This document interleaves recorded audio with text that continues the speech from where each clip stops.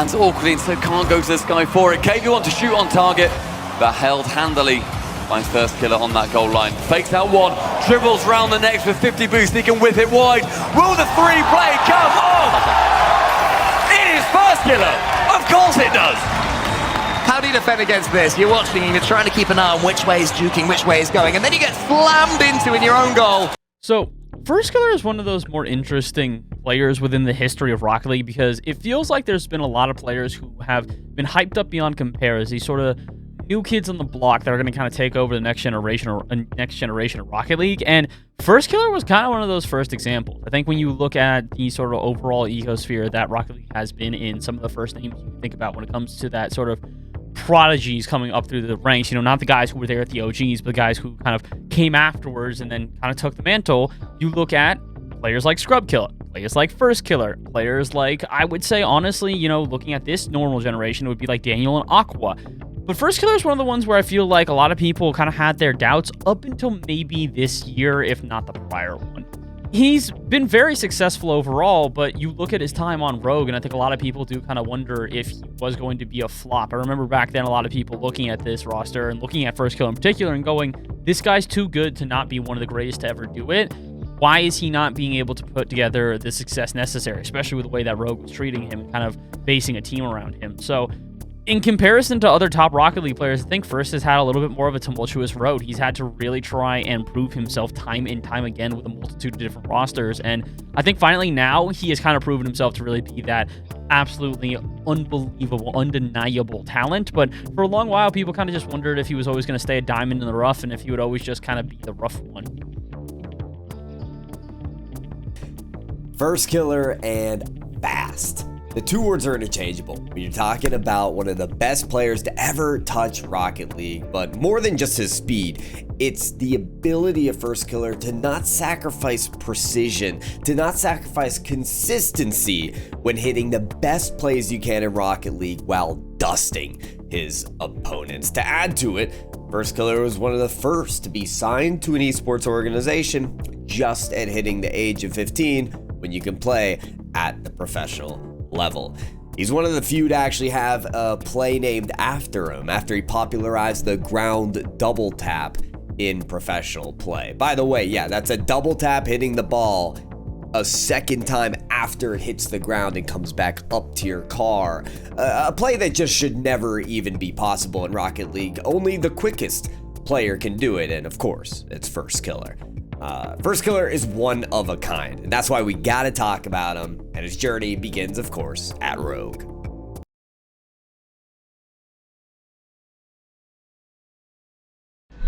Firstkiller could well be the best player in North America right now, and even a contender for best in the world.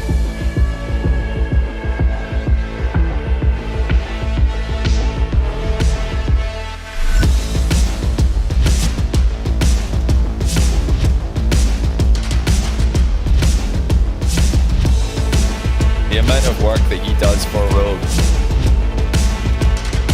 is truly astonishing. Firstkiller's performance with Rogue, I think, can be stated as sort of his trial period. I don't think it was the most impressive of results. I think Rogue was a team that was good but never great, and I think that was a big issue that people had.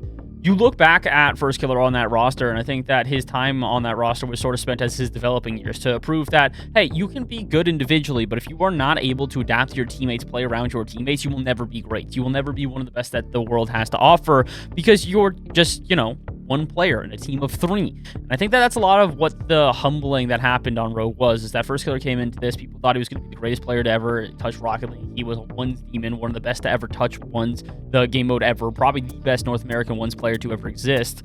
And then he just can't really put it together in threes. He's getting okay results here and there. He's not playing poorly by any stretch of the imagination, but it's very clear that Rogue should be better in comparison to what they were finding. They were finding themselves, I think, maybe 5th to 8th overall. I don't even think that he was really with that team when the new era came around, when the open circuits came around, so I think it was a little bit different.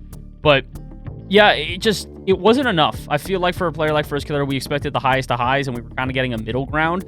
And I think that he was doing well, but like I said, a lot of it was his development years for him to try to figure out how to not be just a selfish and solo player, but to really become a team player. And despite the fact that Rogue gave him a lot of different options and rosters and really tried to shuffle through to give him his best options and his best, players available, I think it really was, him going to FaZe that really took him to the next level. And I'm glad that he did, because FaZe is not only a staple within Rocket League now, but on top of that, I mean, we've seen what FaZe has turned into and Firstkiller has turned into. There's no denying the talent there.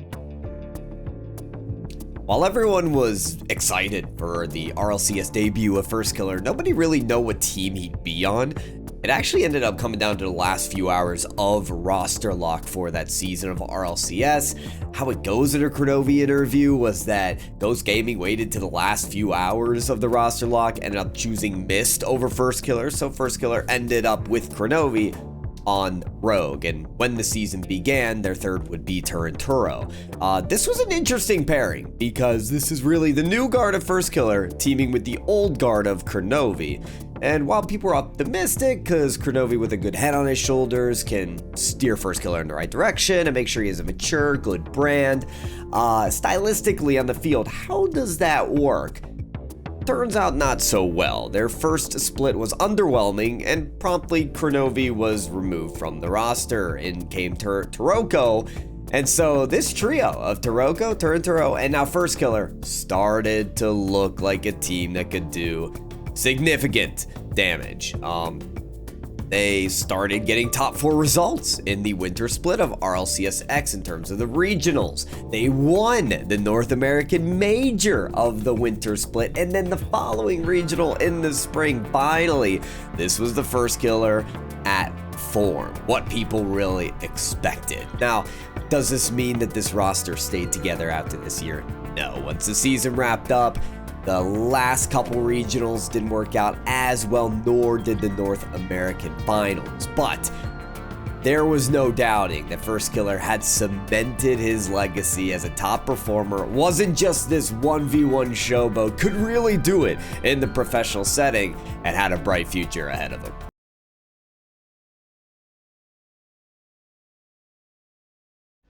We've been consistently a 4th place team. We really want to get that 1st place finish and solidify ourselves as the best team in the world.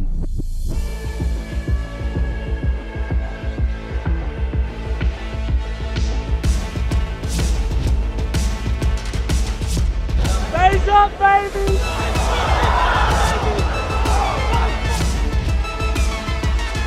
Why did Firstkiller join FaZe Clan? Because why would he not? Similar to what we were talking about with the Reddles, you get an offer to not only be able to join one of the largest esports brands on the planet, but to basically handpick which players you want to have on that roster. If you're a player like Firstkiller who has been looking for that, but has been kind of, I would say, more restricted by budgets on Rogue, because they weren't the same as FaZe. When FaZe first did this, it was at the height of FaZe, when they had every single best team on the planet. They were competing in everything, and were the best teams on the planet in everything that they were competing in. So when FaZe approaches a player like Firstkiller and says, hey, let's make a roster around you, and it ends up becoming what it is now, yeah, I don't blame Firstkiller at all. I think it was one of the best decisions he's ever made, and honestly, I love the legacy that has followed afterwards. I think that Firstkiller fits really well within the FaZe roster. I think that Firstkiller has probably now become more of a facilitator and more of an all-around player. When he first got there, he was a lot of the offense for that team. Him and AJ were a two-headed hydra that consistently overpressured teams. They struggled a lot with defense initially. I think that was one of the biggest issues they had, was that the team initially did not have a lot of defensive posture. But as time has gone on, they've become a lot more defensive. I think that Firstkiller in particular has really stepped up his game, like I said, playing all over the pitch, whether not just being on the front half, but really being a midfield player, a backline player, just all around being a good player. And I think that's honestly kind of what FaZe is supposed to be. It's supposed to be a dominant team that, at the best of their best, is almost unstoppable. I mean, we almost saw that in San Diego. The only team that could stop them was Carmine Corp, and that's not a bad team to lose to by any stretch of the imagination. So after a bit of an underwhelming finish for Rogue with Firstkiller on that roster, it was time for FK to find his home, put him on an org that will take him to the top, and FaZe Clan ends up being that team. They just recently entered the Rocket League scene by picking up the Peeps, this being AJ, Aleutian, and Gyro.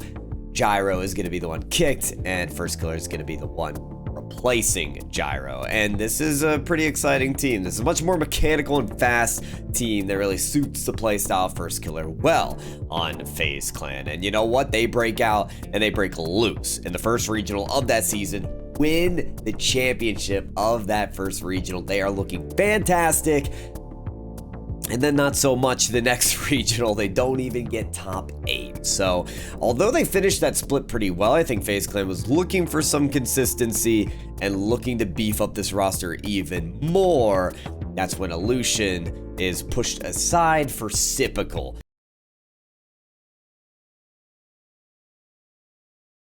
So that one ended 3-1. Firstkiller up 2-1, but this is the best of 7. 2 more wins to get. And he's far from secured the win so far. Look at this Musty. He's going to get the double. Firstkiller! He's feeling good right now. All the way from his back wall off the ceiling. The Musty double is so clean.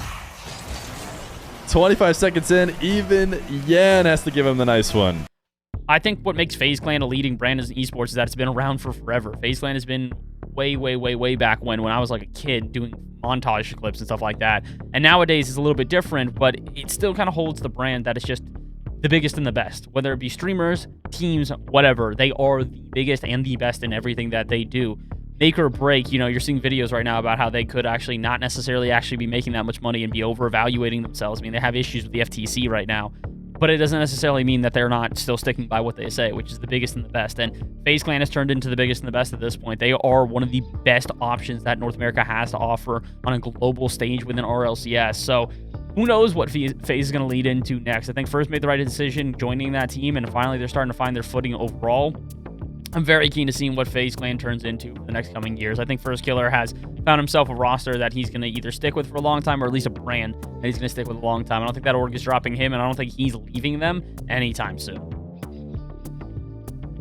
No. You consider the future of Firstkiller, and is this a player who can bring a world championship to FaZe Clan? My answer is absolutely yes. FaZe Clan is a roster who is at the top of North America right now. There's a couple teams contesting that. You could say version 1 with the likes of Daniel and Beast Mode finally teaming together with Calm. People still really like the Gen G roster, as well as Furia making a really big storm, but Firstkiller has that consistency and he has that upward trend as well. This feels like the roster that could do it, and they've got momentum moving into this world championship. So I've been excited to round out what Firstkiller has been able to do with FaZe and what we're excited for him to do for North America moving forward.